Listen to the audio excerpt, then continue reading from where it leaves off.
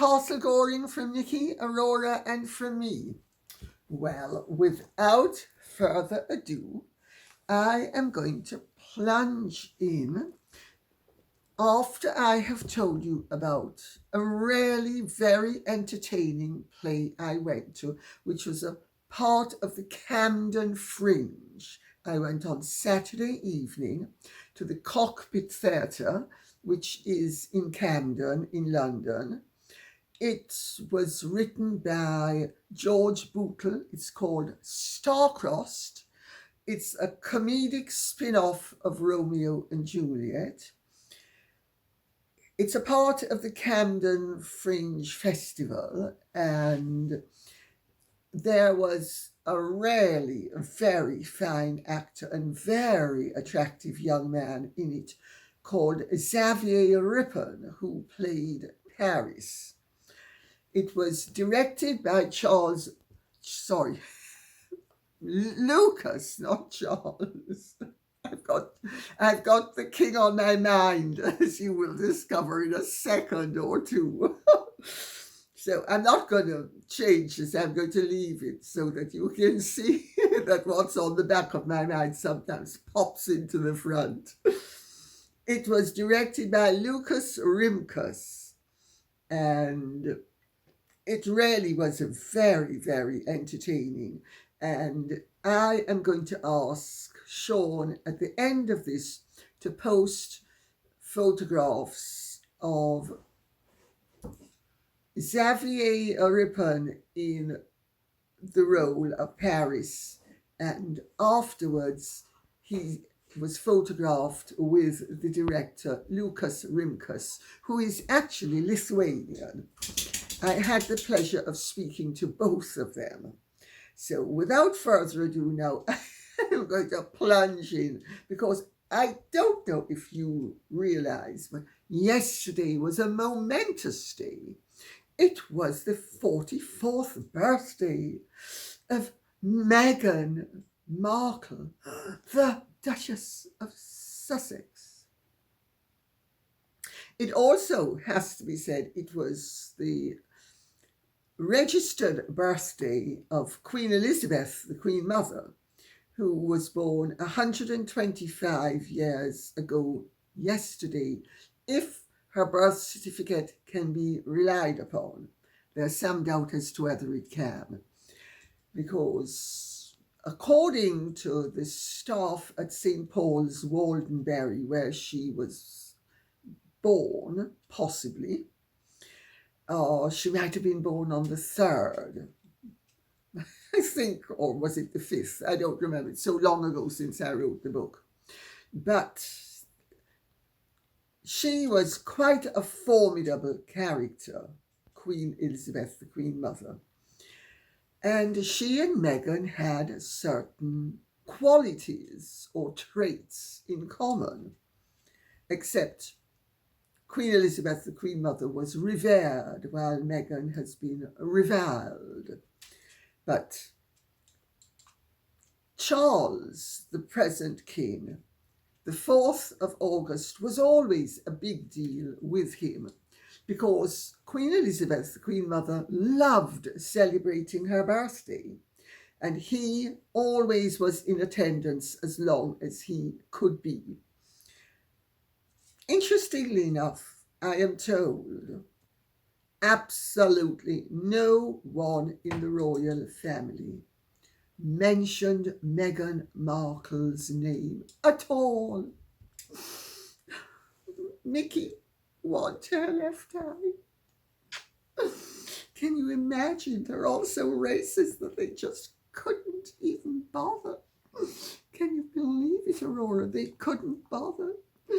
They didn't even bother to speak about Megsie baby. And they certainly didn't congratulate her.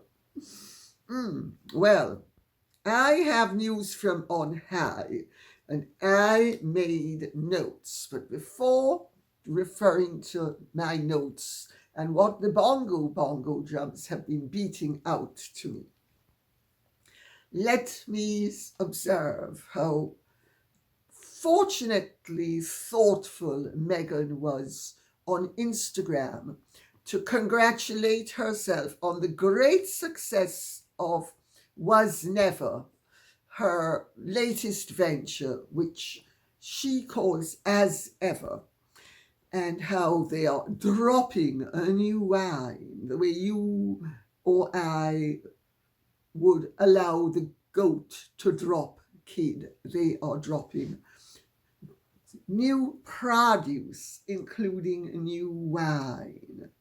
And isn't it interesting that I'm sure it's going to sell out, which is going to be yet another indication of the fact that they have understocked. Because when you stock fully, you sometimes sell out, very rarely, it has to be said. You always have some stock left over.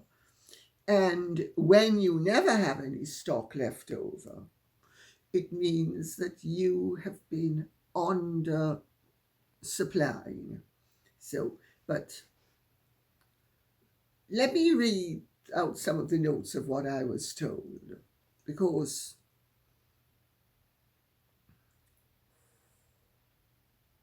evidently, for some reason, this birthday, even though it's not a big or special birthday, seems to have grabbed her attention in a huge way.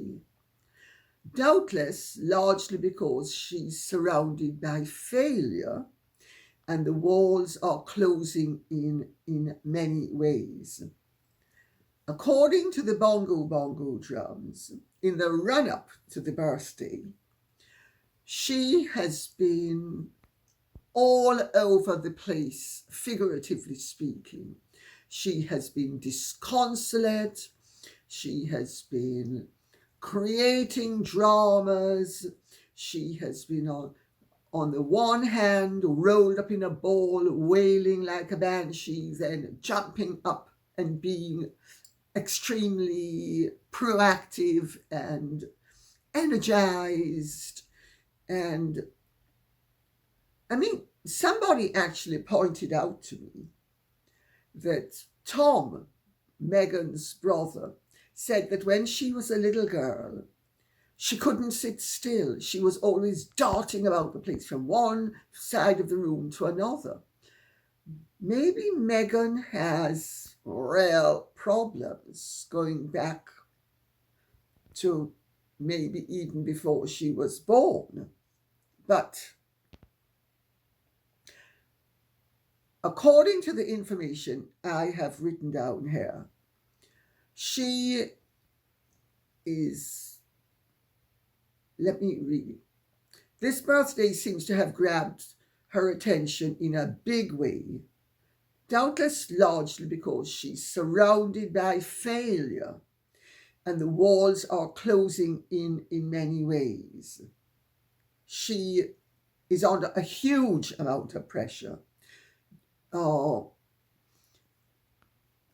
Evidently, she's been in a terrible, terrible state. Things are very bad for her, and it's made her very, very down. Everything she's touched has turned to dross instead of gold. That was how I interpreted what they were saying, incidentally. That's not exactly what I was told. Evidently, she's really been panicking in a big way. She's literally been on the floor wailing. She and Harry are at daggers drawn about the dire straits they find themselves in. Their unpopularity has hit them really very hard, as has the financial squeeze they find themselves having to navigate around. The humiliation of it all becoming public has just been tremendous where both of them have been concerned. They can no longer kid themselves that the public can't see behind the facade of success to the reality of failure. Not, of course, that Meghan is still not pretending that everything is an outstanding success. Because, for instance, the congratulatory Instagram post from her site to herself yesterday about what a wonderful success was, never is, and how wonderful it is that they're getting deliveries of their latest fabulous, curated just for you to elevate you and make your life special rosé. But evidently, they can no longer kid themselves that the public can't see behind the facade of success to the reality of failure. They're both aware of it, and they're blaming each other for the way her plans and schemes have crashed when she promised Harry that they were assured of success, which would catapult them into the billionaires' stratosphere. And they would be also not only billionaires, but that they would be able to fund a court of their own, which would be as lavish and equal in splendor. This is real folie de grandeur. To William and Catherine's court. I mean, well, I suppose if they make $1 billion in the next few weeks, yeah, they may be able to give William a run for the Duchy of Cornwall's money. But if not, somehow, I just don't see them running anything but a sack race.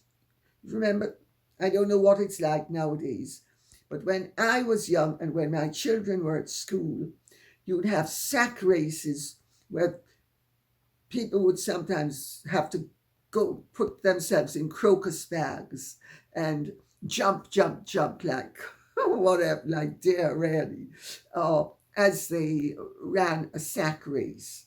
Well, this is their version of keeping up with the Joneses. Oh, sorry, the Waleses.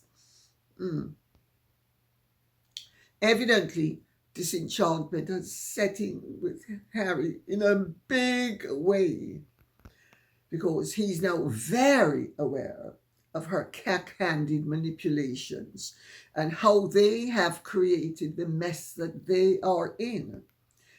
And he can now see that her assurances that her clever planning, which were bound to lead to success, have actually ended up being nothing but empty words and have led to failure.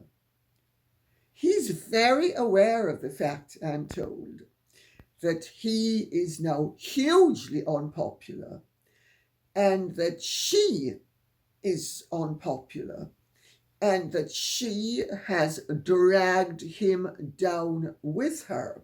So instead of floating him into the stratosphere, Icarus-like, which is what she promised them and promised him they would achieve, they are now scrambling for everything. And all this nonsense about Netflix desperate to prolong and the association, it's not true. I'm told that Netflix really might end up throwing a morsel or two. But have you noticed there's not a word about that film that she was going to be producing? I forget what it's called. Remember the one about some thing by the sea front or whatever. I don't remember what it's called now. That Netflix had bought for several $1 million the rights to the book. And Meghan was going to be producing it. What a pearl. Oh, sorry, that was cancelled as well. Maybe maybe the word pearl has a different meaning when we're speaking about Megsy baby. Anyway, I have more that I was told, so let me tell you what else I was told. Evidently, Harry has lost a lot of respect for Megsy baby. The loss of prestige has mattered very greatly to just Harry and just Harry. But make sure that you call me His Royal Highness the Duke of Sussex, and Prince Harry, and you refer to me as Sir, and no, I'm a Royal Highness, and you've got to remember that. Well, evidently, the lower they sink is the more they demand that everybody call them Sir and Ma'am and defer to them as Royal Highnesses, because he is totally cut up about the fact that she has lost him his reputation. I was told the loss of prestige matters greatly to him. He absolutely loathes how she has them both hawking their wares around the place. He's aware of the contrast between when he was pitching Bob Iger at the Lion King premiere with now, because then he was endowing Bob Iger with the honor of allowing Disney to do something with his wife, and they were gonna just lay the ground so that they could end up making themselves billionaires, and it hasn't worked. Poor babies. Evidently, he finds it humiliating that too many people, this is what I was told, I have it written down here, too many people won't take their calls or return their calls when they leave messages for them to do so. Can you imagine? Can you imagine how humiliating it is for Harry, who 8 years ago, all doors were open to him. Whenever he said to people, I'd like you to jump, most people said, and how high would you like me to jump, sir? Now he says, I'd like you to jump, and people say, I'm not jumping. Anybody who's jumping is you. Evidently, Meghan has what some people would categorize as sociopathic energy. But she goes into funks, and she's been going into huge funks recently. Taking to her bed curled up with a bottle, feeling sorry for herself, the way she described in her old blogs. When go-sees didn't result in the part that she wanted. So at least some things are remaining consistent. And I mean, Meghan doesn't have to really worry about her household functioning, because the children have a nanny, or they have cooks and staff to do everything. So she can take to her bed with a bottle as long as she wants to, and she evidently does. Mickey, one tear left eye on my right eye. And be naughty. Also, evidently, she has expressed fear to more than one person, but in a very covert way, that she's losing her hold over Harry. Harry is evidently not as amenable as he used to be. I suppose that means she has to work that much harder when she presses his buttons to get him to go, oh, the way he used to do. Evidently, he's made it abundantly clear that he holds her responsible for the mess they're in, as virtually everything has been her plan, her scheme, her choice, her blame shifting onto others has been wearing thin with him. She's very aware of the clock ticking, that she's at an age, and wait for it, this is definitely 10 tears left eye.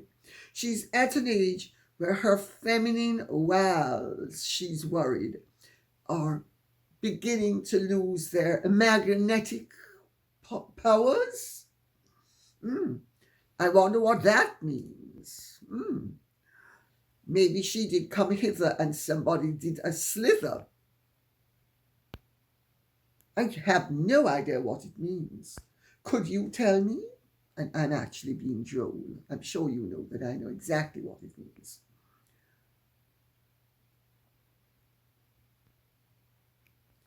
Evidently, she's been scrambling behind the scenes to pull off a continuing link with Netflix.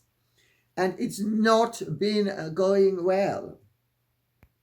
She doesn't have the backing that's needed to give Was Never a real chance of success. Largely because she's so unpopular that no one is willing to back her.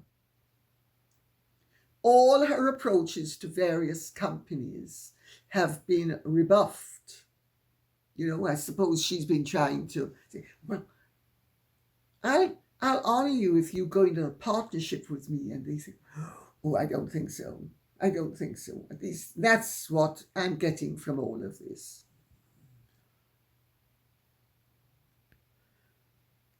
She's evidently aware that the old narcissist's trick of substituting the powers of physical allure with the authority of a pompous virtue signaler aren't working. But she's always had the tendency to be a virtue signaler. And she's always had the narcissistic thing of covering all dirty deeds with noble motives. And for instance, when she was going to India and to Africa, and she was really going to promote herself as a philanthropist and put herself on the marriage market as somebody who a man of distinction would want. And since she was just really a bit part actress, literally a bit part actress, I think 1.5 minutes per episode. And the episodes, I think, were an hour long. So that gives you an idea of how bitty she really was. She evidently used to go and pretend and pose that she was going for philanthropy, and then take along makeup artists, photographers, loads of clothes, and, oh, you poor little thing, come and pose with me, and let me go and change again, and, oh, you need to wait, I've been covered in that dress, I need to now go and change and get into another dress. Now you can come on, not you, you've been in the picture, in the photo before, you need to, no, not you, you come, and yes, and oh, look at me, I'm so philanthropic. So she's always been a virtue signaler, as indeed pretty much all narcissists are. But evidently what happens as a narcissist gets older and they begin to lose the allure and that their physical charms have endowed them with, they have to replace it with something, and it's evidently usually massive virtue signaling. And she's evidently realizing that none of it is going well. Poor baby. It's no longer working, I'm told. People have seen through her to such an extent that she's now being parodied on the internet, and evidently there's talk of South Park or some other show. I don't know these shows, so I'm afraid uh, I'm not quite sure what I was being told. But evidently there's some other thing like South Park that's either posted or is going to be posting a parody of her and Harry. And she's evidently very displeased about that. Evidently, how true it is, and I say this for legal reasons, I can't say, but I can tell you what I was told. It says,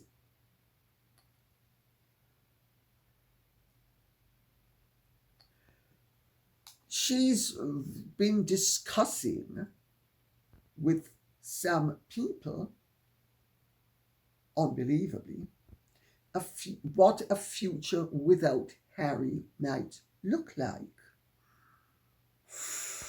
Oh dear Mickey, can you believe that? She feels, according to what somebody has told me, that was repeated to them, and I need to qualify this for legal reasons and say, I've been told it, I believe it's quite likely to be true, but I'm not asserting it as a statement of fact. I need to say that for legal reasons. That she feels Harry hasn't protected her enough. That she's been having to carry him, and that's in quotation marks, by the way, carry him. That he's not done enough to support her. Or her projects. That he's a bit of a millstone around her neck. Can you believe it?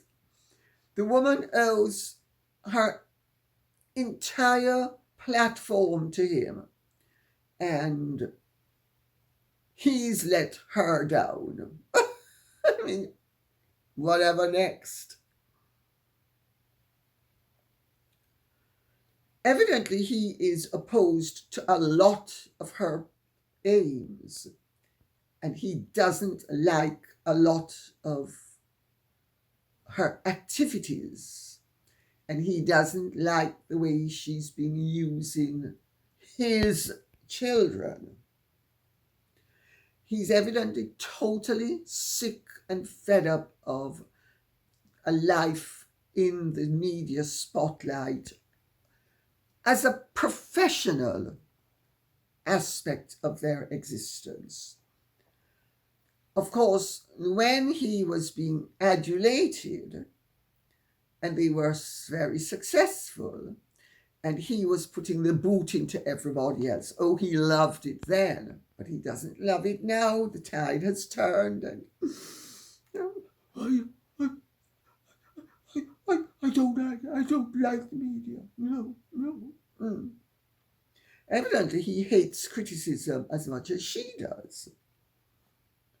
He evidently only wants praise, and even then, wants to do the minimum number of engagements because he likes a quiet life. He likes bumming around. He likes going for rides on his bikes with his security. That's what he likes. He likes playing with his children.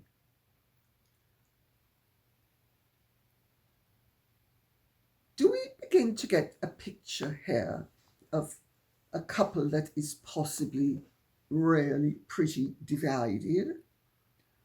Now, I don't believe in predictions, and I am not predicting anything, but this doesn't sound good for Megsy baby. And she's right to be nervous. She's 44. She doesn't look good. She's nowhere near as hot as she used to be. Oh, Megsy baby, which billionaire are you going to find to be a support to you? I think we should cast the runes to find out. ABCDEF says, Lady C, the Telegraph are reporting revelations from a new book about Prince Andrew by Angeloni. They say that in 2013, Harry punched Prince Andrew in the face and left him bleeding from the nose. I was horrified that Harry should have struck a man decades older than himself. Do you think Harry is actually a violent man? If, when the divorce comes, Meghan tells the court that Harry struck her too, it will completely change our view of Harry and Meghan. I can see public opinion swinging behind her and against Harry. A physically violent member of the royal family is something we have never had to deal with, at least not in modern times. All of this is very interesting, isn't it? Well, of course, Harry is threatening to sue.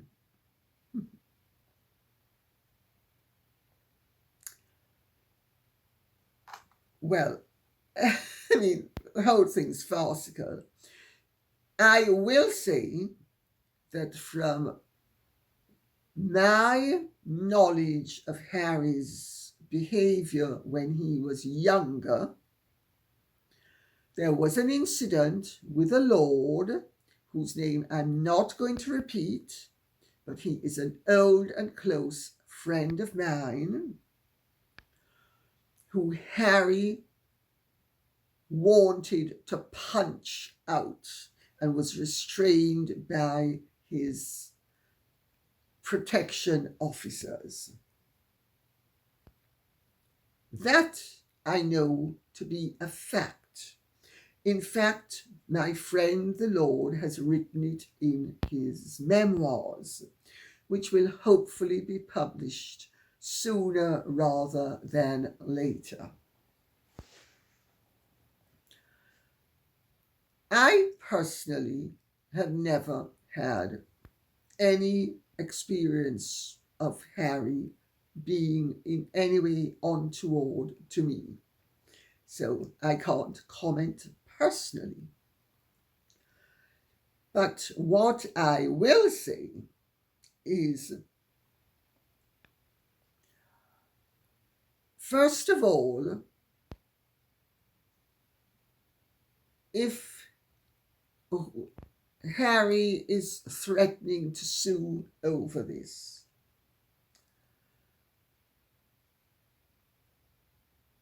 what happens if Prince Andrew backs Angeloni's statement? Not that I think there's much danger of that, because I gather that the book is excoriating of both Prince Andrew and Sarah York. But if Harry tried to sue over this, and it could be proven that he has tried to or succeeded in punching other people, I'm afraid the jury might well be out on whether he would get a sue in damages. Also, he would have to prove that this allegation had somehow damaged him. Harry doesn't have much of a reputation left to damage, let me tell you. So there's that to consider as well.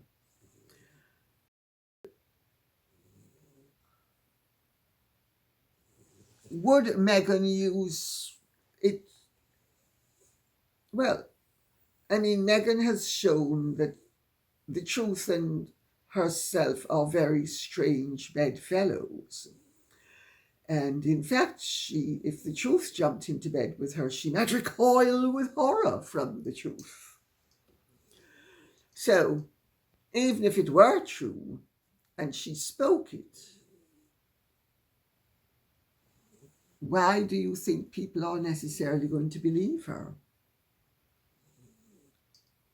I think Harry basically still has more of a residue of public support and affection than she does. Because you see, Meghan was always malignant. Harry was always troubled, but Harry wasn't always malignant. There is ample proof that Meghan, throughout her life, has had a streak of malignancy that was deeply, deeply off-putting. She's rather like Blake Lively. They don't understand why people don't like them. One thinks it's one thing, the other thinks it's another. Sweetie pies, it's because people see you for what you are, and they don't like what they've seen. It's as simple as that. You know the old adage, you can fool some people some of the time, but you can't fool all the people all of the time. Well, they have duped a whole load of people into being admirers who have had the scales fall off their eyes, and now they see them precisely for what they are. Elizabeth says, "It would be most enlivening and instructive if Harry and or Meghan were to take Lady C and Tom Bower to court. But I don't think they would risk it. It would open Pandora's box." You mean a whole series of Pandora's boxes. Let's put it that way. I'm not at all, in the slightest bit, fussed about any of this. They serve a writ.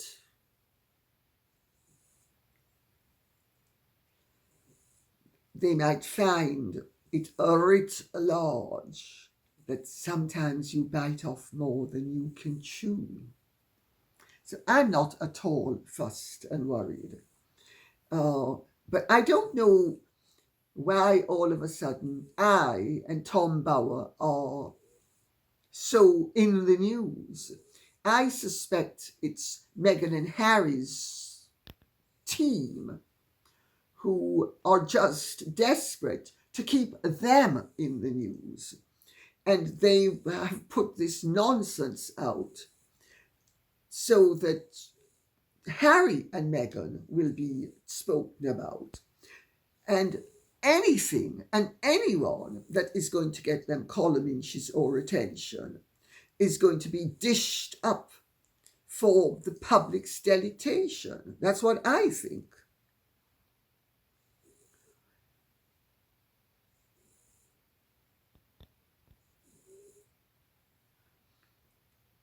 Elizabeth also says, "Does anyone know if Netflix has in fact paid $100 million to the Sussex pair? Were Netflix contractually obligated to pay the full amount, regardless of work they may or may not have done?" No, Netflix, first of all, that $100 million was Harry and Meghan's PR spin. You know, let's talk big, then maybe the next offer will be as big. And what they don't realize is, and because let's remember, although Meghan was brought up in Hollywood and she was a babe of Hollywood, neither of them has ever had a Hollywood career. Let's remember that. And she obviously thought that her BS, which had worked as she was busy climbing the ladder both vertically and horizontally, that she was pretending to be sweetness and light when it suited her, and when it didn't, she was being a juggernaut. And she thought, well, you know, my BS is working. I'm duping people. And she's continued to dupe people. The problem is, once it's let me put it like this. It's like you're an actress and you're off the stage and you're flubbing your lines and missing your mark, but nobody can see. Once you're on the stage, in the spotlight, everybody can see your inadequacies, your failings. That's what's happening with Meghan.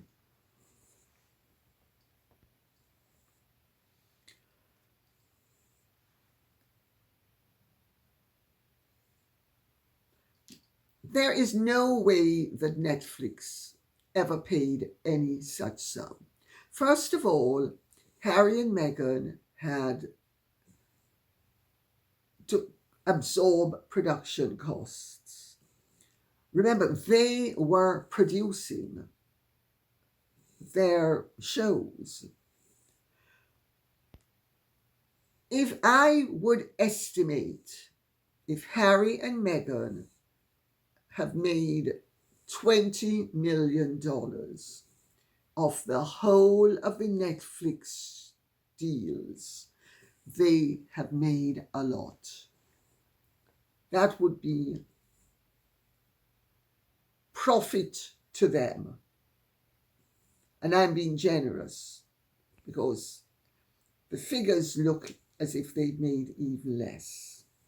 So I hope that answers the question.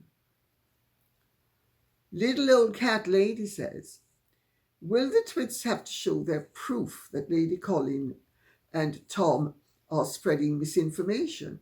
I would love to see the twits' facts to disprove both authors.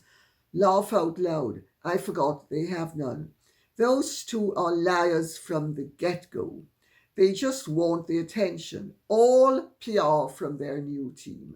New team are going for the throats. They are not nice and have no scruples, just like their bosses. Well, you're not the only person who thinks like that. And certainly the rubbish that has been coming out now is, and the dubious taste in which some of the offerings have been dished up.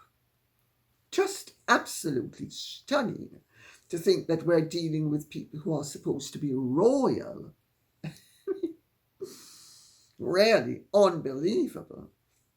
But as I said, I'm not worried, and I think it is just misinformation. But if it's not, see them in court.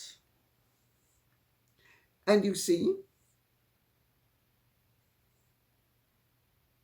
in England, you have to pay your opponent's legal fees. Harry should have learnt by now how painful that is. Dale Terrio says, that's the wrong question. Lady C, any chances that women's t-shirts will be available on Castle Goring's website? The ones available are cut for men. Looking forward to buying one. Dale Terrio, or I don't know, maybe it is Terrio in French, but maybe if you're Dale, it could be Theriault in American. Thank you very much for the question. I checked with my son. The t-shirts are his province. He says they are unisex t-shirts. I'd actually never heard of men's and women's t-shirts separately, I have to say. But anyway, he says they are unisex t-shirts, and there is guidance on the website as to how the sizing works, depending if you are a man or a woman. And we will end with what Peggy Thomas says. Any thoughts on Camilla stealing some of Diana's jewellery and giving it to her own daughter Laura that rightfully belongs to Princess Charlotte. This again is more Sussex squad misinformation. First of all Diana's jewellery went to her two sons, with one or two other pieces privately, well, she has sisters, let's leave it at that. But Diana's will left a portion of her estate to her godchildren, and they didn't get it. All her possessions that did not end up in Paul Burrell's loft for safekeeping were inherited by her two sons. Camilla obviously could not have inherited any of Diana's jewellery, nor could Charles. They were divorced. How then can Camilla be stealing stuff she's never had access to, even if she were predisposed to doing so, which she absolutely is not? I mean, Camilla has the right as the Queen Consort to wear the royal jewels, state jewels, as well as those that were in the private ownership of her late Majesty, that were inherited by King Charles. I mean, the nonsense that emanates from the Sussex squad is beyond belief. Camilla is a thief. She's giving the stuff to her daughter Laura instead of to Princess Charlotte. It's all absolute rubbish. It's all total misinformation. But it shows the wealth of misinformation that's out there and who the primary progenitors are. Let's leave it at that. And on that note, I'll say thank you very much for listening. I hope this has been of some interest to you. If it has, please keep the questions and comments coming in so I will know what you would like us to be speaking about. Okay? Thank you so much. Take good care and Godspeed. Bye-bye. And if you have truly enjoyed this, would you care to like, share, subscribe, press the notification bell, and take good care.